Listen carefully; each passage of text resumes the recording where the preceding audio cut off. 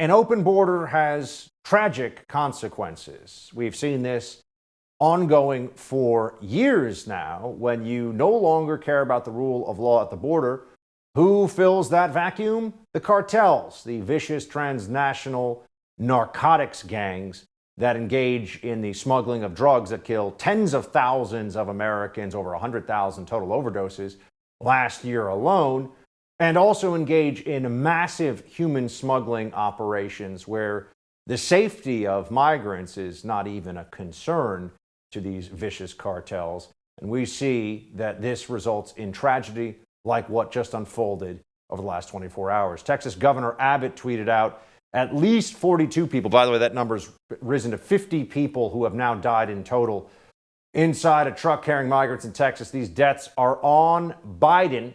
They are a result of his deadly open border policies. They show the deadly consequences of his refusal to enforce the law. Yes, they certainly do. The Biden administration has done nothing to clamp down on the human smuggling, has done nothing significant to change the overall incentive structure here, both for the cartels to continue their human and narcotics trafficking in unprecedented numbers across the southern border, but also for the individuals who want to come into America illegally to take extreme risks in that process. These are individuals who are desperate. They're breaking the law. Their safety is not even a consideration for the cartels, and that can have tragic consequences.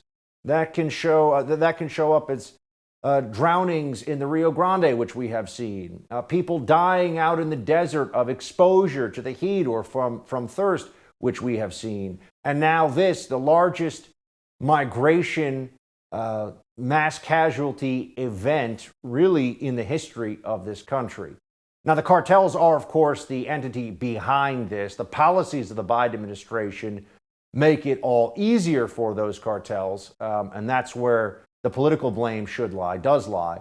Criminally, though, of course, we have to find out how this happened and who was involved. San Antonio's mayor says there are 3 persons of interest in custody. Watch.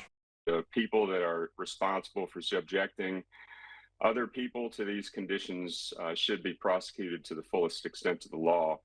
We do have 3 persons of interest who are in custody, and so you can rest assured that we will cooperate in any way necessary to bring justice to those individuals. This is yet another sad day for our southern border, which has become an area of lawlessness and perpetual violations, it seems, of our sovereignty. The risks to individuals who are crossing are far too high. The riches the cartels receive from all this, far too much. And people are finally starting to recognize the situation is unsustainable.